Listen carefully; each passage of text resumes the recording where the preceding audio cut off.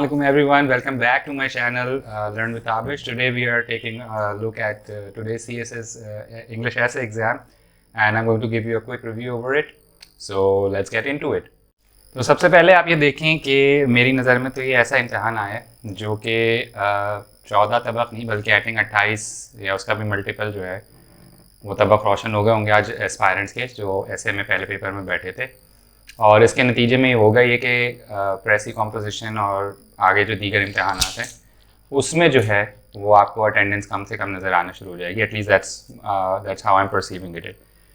So this year I believe it's the toughest essay exam that so far over the last 5 और 6 years में सबसे toughest यही exam आया है मेरी नज़र से, तो यही गुजरा है। 2022 का 23 का भी थोड़ा मुश्किल था, लेकिन this one seems way more tougher than any other exams in the past, and the reason being that कि यहाँ पे जो topics हैं, जो prompts आपको दिए गए हैं वो conventional नहीं है जिसकी ट्रेनिंग जो हैं वो academies वगैरह में कराई जाती हैं aspirants को। तो ये उस किस्म के topics नहीं है। These are more of the topics that lie along the line of public discussions। इनमें से ज़्यादातर जो वो topics हैं वो topics हैं जिसके पर हम बहुत खुशी से as citizens of Pakistan we like to discuss them over coffee, over tea, and these are all topics that have been discussions, have been played out in some form over social media or between friends and relatives over dinners and stuff like that. And this is exactly why it is becoming a problem, because although you have a lot of data, बच्चों के पास ideas बहुत होंगे, लेकिन जहाँ पे वो struggle कर रहे हैं इस पेपर के अंदर is how to build an outline, a cohesive outline for this. Number 2, how to keep it academic and not like a rant or a vent on social media. It needs to remain strictly academic. और यही दो सबसे बड़े challenge हैं इस paper को लेके।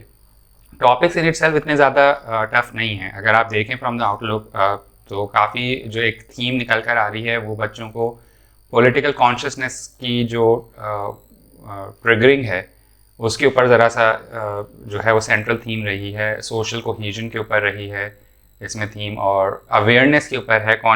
Citizens का जो एक परसेप्शन होता है regarding what is wrong with the country and how to fix it. वही जो बात मैं हमेशा से अपने स्टूडेंट्स को कहता हूँ, यहाँ पे भी रिपीट करूँगा, that it is now more based on solution oriented mindset. ठीक है, तो उसी को लेकर आया है। तो जैसे टॉपिक 1 है patriotism is supporting your country all the time and your government when it needs deserves it. ये भी अगेन एक पॉलिटिकल कॉन्शियसनेस के हिसाब से है। ठीक है, हमास इजरायली कॉन्फ्लिक्ट के ऊपर इन्होंने बड़ा डिफरेंट दिया। बच्चे प्रिपेयर करके गए होंगे with regards to Middle East, with regards to Pakistan relation, क्या उसका इफेक्ट पाकिस्तान पे, बच्चे से ज़रूर इस तरीके से प्रिपेयर करके गए होंगे।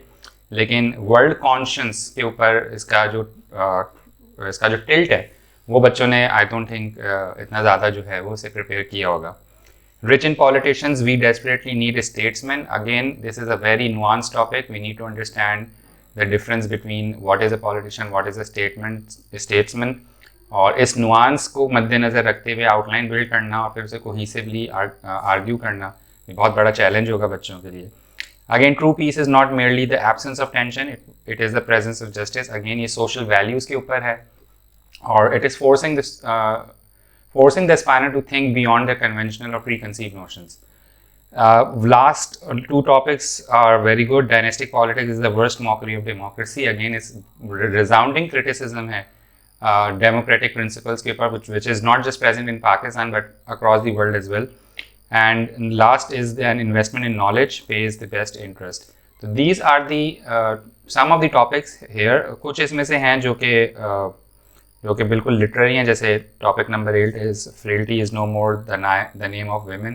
This is again challenging gender roles in society, क्योंकि जो established जो idiom है वो ये है frailty thy name is woman, तो उसे चैलेंज किया जा रहा है। Again people are going to misinterpret it. मेरी नज़र में the challenge of this examination, this essay examination, lies in the fact that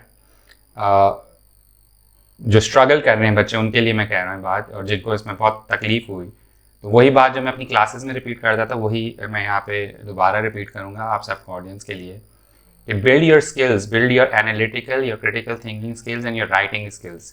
फिर आपके पास कंटेंट थोड़ा कम भी होगा तो आप उससे कंटेंट को इवेल्युएट, क्रिटिसाइज, क्रिटिकली सोच के एनालाइज करके आप प्रेजेंट कर सकते हैं. आपके पास गुड रिटन एक्सप्रेशन की स्किल्स होंगी तो you are able to express your ideas better. If you do not have that skill and if your preparation was content heavy, कि मैं ज़्यादा से ज़्यादा content consume कर लूँ, this essay exam would have given you nightmares.